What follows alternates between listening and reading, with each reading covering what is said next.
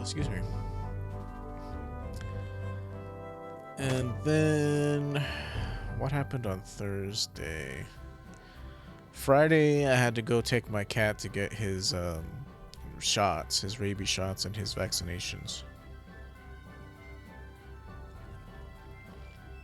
Which was annoying because the doctor that normally does that stuff, she runs like a clinic where you can get it at reduced price because, you know, we don't exactly have a lot of money. And she apparently had to have surgery, so she wasn't there. And so that kind of fell through. And then on Saturday, yesterday, my sister had her baby shower. So I was kind of busy and not able to stream those days. Thursday, I just don't think I was feeling it. So if I save Xavier, the world will be averted, right? I don't... It's like so much crap to read. Malkuth controls the mineral resources in the area, right? Well, Xeriuth is theirs after all. There's some mines on the Kimlaska side too, but I've heard their output is lower quality. Raw materials are hard to come by in Kimlaska, especially during wartime. And if you go through Doth, you have the extra tariffs to deal with. I do apologize for the trouble, but the Order needs funds to operate. Well, I was hoping to have a conversation with you on that point, Ion. It is, of course, thanks to Doth that we are able to sustain trade with Malkuth in the first place. However, please save the economics discussion for a more appropriate time. I'm sorry, I shouldn't have brought it up. You're right, we need to focus on Xeriuth right now.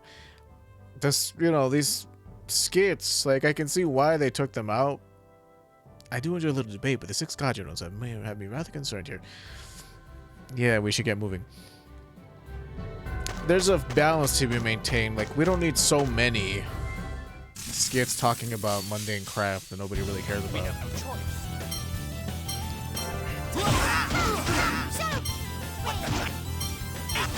Ow. Let me see. Raging Blast. Oh, right. Caleb was playing him, so the combinations are all weird. Maybe put Demon Fist here, like I said. Havoc Strike is going to be like your go-to opener for him, so Fangblade Havoc, Fangblade Rage, Guardian. Oops, didn't want that.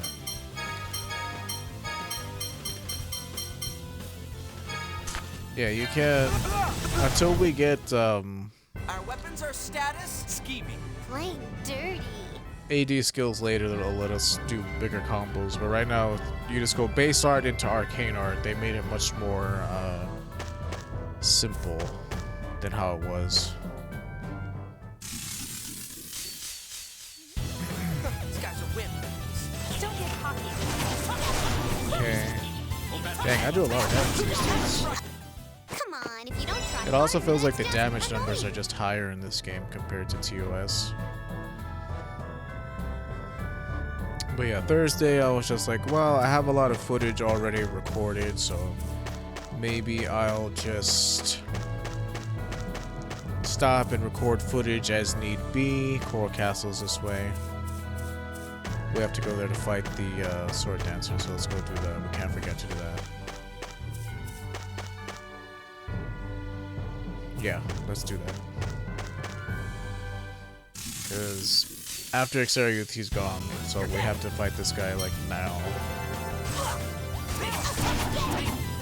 Like, yeah, he's still gonna hit like a truck, but now we can hit him too. Oh, are you done fighting already? Yeah, once this save file is, like, particularly tricked out with, like, AD skills and proper capacity cores, and we definitely will be able to do a lot more things earlier instead of having to wait until we're stronger.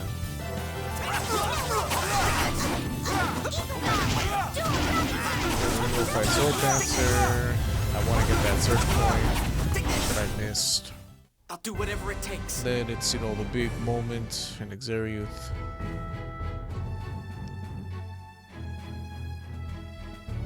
make sure I'm not missing any more side quests here. Curious Princess, Sky's Arts, Kite Sewer, sail from Cassidonia to Kite Sewer. Oh shit, we missed that. Take a detour to Kite Sewer and find the next member. Okay. Yeah, good thing I checked the list because we're not gonna get the ability to move quickly around the world map anytime soon. Get away! Alright. So yeah, we're gonna fight Sword Dancer. I might consider removing you from the party.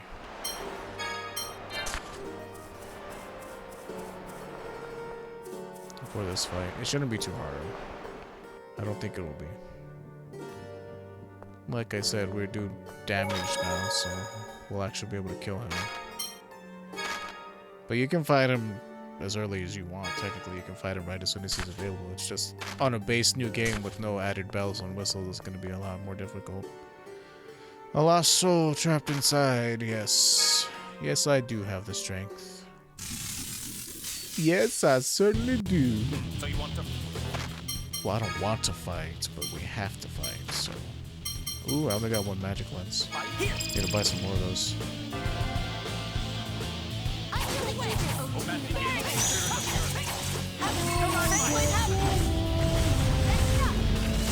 Okay. Oh, yeah, it still hurts. Still hurts quite a lot. Okay, having two healers on my side is gonna be nice. And generally, for really hard boss setup, this is what I would go with. Jade, because there are a lot of enemies that don't have really high phonic defense. Oh. Would you please stop? What are you even doing up here?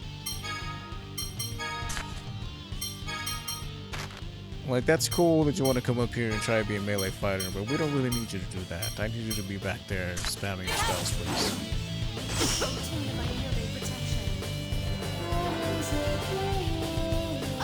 Okay, fight me, fight me!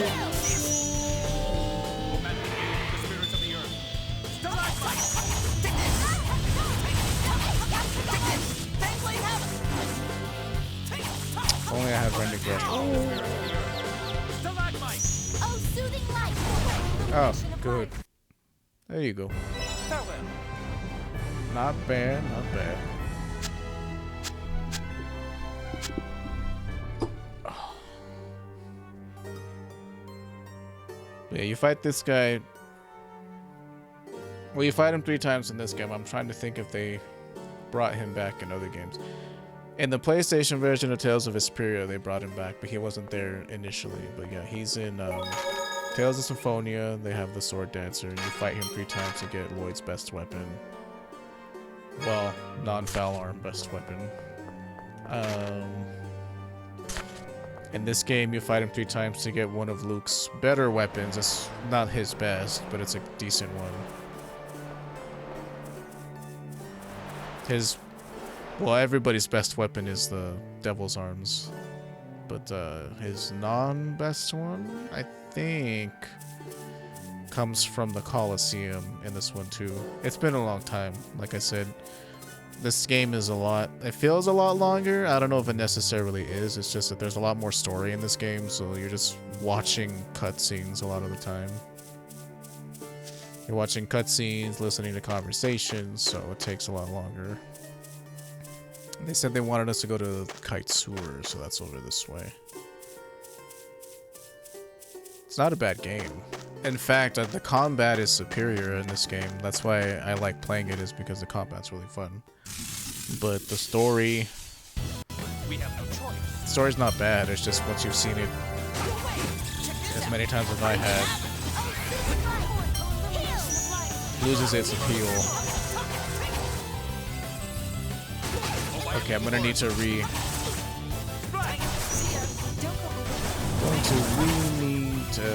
I need to change the party composition. This composition is not that good for lots of enemies. But for a boss setup, this is like my go-to comp. You have Luke distract the boss, and pretty much Jay just rains down destruction on them. But, like I said, Natalia's more of a boss healer. She's not really a everyday healer. And especially once Tyr gets revitalized, she becomes much more useful. Talia's not bad, because she also gets revived, so. But you don't use revive for everyday fights. Like these. Like, you know, you don't want to put revive on just to waste on mana. The odds of the wolf killing you are pretty low. But yeah, we're back for day 4. It's, you know, seeing people actually watching my past broadcasts made me feel like, oh, well, people want to watch it, even if they can't watch it exactly when I'm doing it live. So I feel bad not providing those people a service. This looks like fun. So here we are. If we get this done fast enough, we'll start Tales of Vesperia. I cannot guarantee we'll finish it soon, because as soon as Kingdom Hearts is released, I'm going to be playing that. And I'm probably going to start with Birth by Sleep. And it's going to be blind, so I don't know if I want to do that off stream or on stream, just because people can spoil stuff.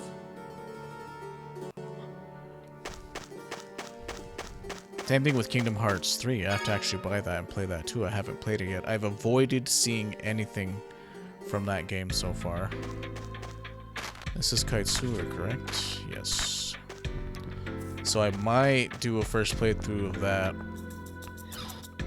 and record it offline. I don't know what the market is on that, what people are interested in seeing, but yeah, I haven't played that game, so I want to be as surprised as possible. Physical defense, okay. Buy more 20 gold! That's extortion, my friend. You, sir, are running a scam.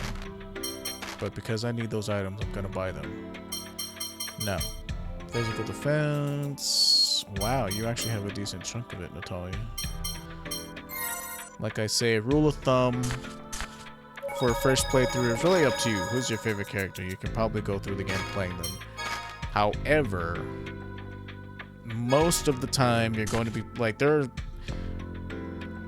a lot of these JRPGs, the main character is the one who's like guaranteed to be in the party. So like there are story moments in this game where everybody else isn't in the party except for Luke. So he's the only person you're guaranteed to like play all the time. So for a first playthrough, it's a decent idea to kind of focus on Luke. But if you have the game memorized and you know like, oh, I like guys fighting style better than, you know, Luke's or whatever, then you can choose to play him and power him up. But yeah, like I said, out of the two playstyles, I prefer Luke's. So here we are getting Tempest, huh? Good, good. You've done splendidly. The next one who will teach you is waiting at a historical stone monument. Huh, you're not going to tell us which city it is? Even if I wanted to, none of us know detailed information about where the others reside. If Guy is able to fill in the registry, our location should become clear, but... My, why is that so? Various reasons. At any rate, look for a historical stone monument. So I'm guessing they mean Doth. Yeah, but that won't be anytime soon. Okay, so we've done all the side quests, but I do want to go by Saint Bina, which should be over here, correct? You see, this game is so glitchy. Like there's no field music. It's just using the music of the place that we were in last. I don't know why it does that, but well, Saint Bina. Ooh, it's all the way up there, isn't it? So, 1, 2. So So 2's right there. So where's 3? 3 was the one that I wanted to go find because it's not too far. Oh, I see you now. So Shuri Hill, it is by St. Bina. It's just okay. It's by Engave, directly east of Engave. Okay. So Engave was where?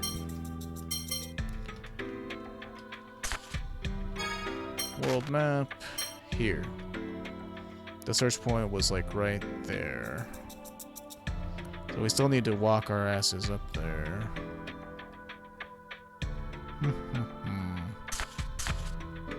We should be able to, I think. No, get away! Damn crab. I just want to live. This guy's a whip.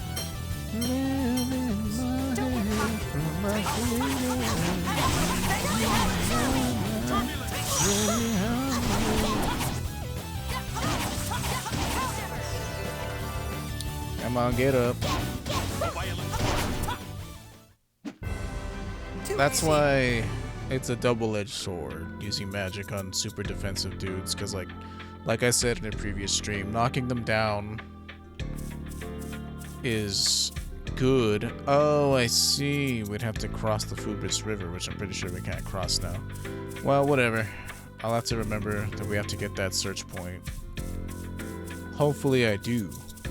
But once where you have the ability to fly, we can get all that crap. It doesn't really matter. It's just I thought that I could get it, but I forgot that we technically came here through a dungeon that's now inaccessible. Sorry. Inaccessible. Enable.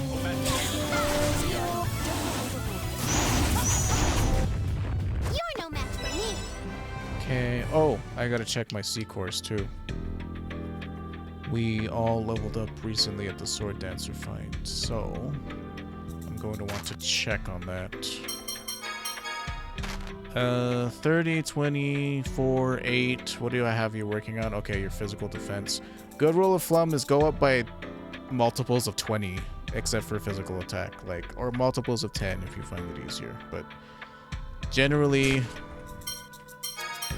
these AD skills, you only get them, some of them you get by level. Like at level 30, we'll get something called Special, which allows us to use our Mystic Arts.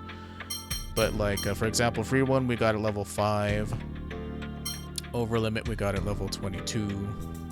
Or was it 20? Or I think we got Taunt. One of these, you'll have to forgive me, I don't remember which one it was exactly. But these are unlocked based off of the numbers you see next to your stats. So notice how it says P attack, which is short for physical. Physical attack, 313 plus 30.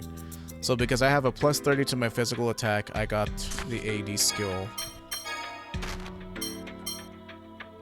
Combo Force. So that's what these C cores are for. They're the key to unlocking your AD skills. Physical defense plus 20, I can bring it up here right now, as a matter of fact. AD skills. So, for example, sorry, over limit was 15, everybody gets taunt at 22, so I needed to correct myself. So Combo Force, you need a physical attack of plus 30. So for physical defense plus 20, we got Battle AD skills, we got Roll, which is right here. So that's what the C cores do. Aside from just making your character stronger, you also need them to unlock your AD skills, which is really where all of your power comes from in this game. In Tales of Symphonia, it was X gems, EX gems. In this game, it's AD skills and C cores. So I'm gonna want Phonic Defense plus 20, Agility plus 20, Enhancement. I want plus 20 right away because we get Life Up, which is a really nice skill. I like Life Up a lot. So you'll see Phonic Attack plus 20, which gives you critical magic, which allows you to crit with magical spells, stuff like that. So rule of thumb, I want to go up by 20 each time. So I want to get you know, physical defense plus 20, phonic attack plus 20, physical defense plus 20, agility plus 20, enhancement plus 20, and then the next breakpoint will be plus 40, plus 60, plus, you know, like that, so. But this is like new game plus stuff. Like at the beginning you don't have C cores that are gonna get you to where you need to go, unfortunately. Right, so even though phonic attack is worthless on you, he doesn't cast spells, so I don't really have to give it to him, I don't think. Phonic defense, so that's the next one I'm gonna want to get up, or agility.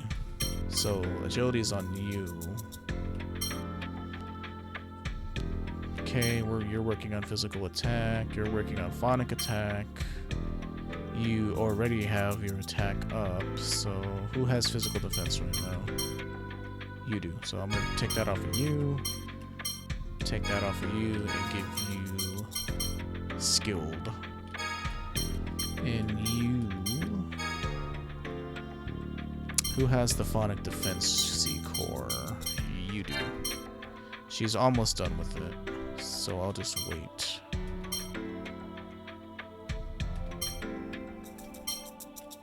But yeah, this is what you have to do if you want to get all your ED skills. They're pretty important. Unfortunately, you're gonna have to use them. Well, I have to put something on you, so... I'll start with phonic attack, even though it's worthless, and I'm pretty sure he doesn't get any of the AD skills associated with it. Ash does, though. And there are a couple of segments where you play as Ash. And, I mean, I'm playing this on an emulator, which, like I said before, here's my actual PS2. Oops, didn't mean to hit the mic, but here's my PS2 with my game. So, I own it. I bought it, you know, almost 15 years ago now, 16. It's just streaming it with a real PS2 is more of a hassle than just streaming it on my computer. But there's a glitch where there's a side quest you can do where you can put Ash in your party permanently, and the game will treat him like he's Luke, and you can pretty much do the final fight and everything. The hard part about it is that you have to keep Luke at level 1 for the entire game, pretty much. I did it. I did an Ash run once. It was pretty nuts. But I don't think the glitch is going to work so easily on an emulator, so that's the only thing holding me back from trying again. We have no choice. But I'm digressing. The fact of the matter is, you can play as Ash for a couple of points in the game. And his stats, his C-core stats are directly tied to Luke, so whatever Luke has, he'll have. And Ash is the only other character that you can play that gets all of the AD skills, just like Annis. Like, Annis gets all of them, Ash gets all of them. Luke and Guy only get, like, melee attack-related ones.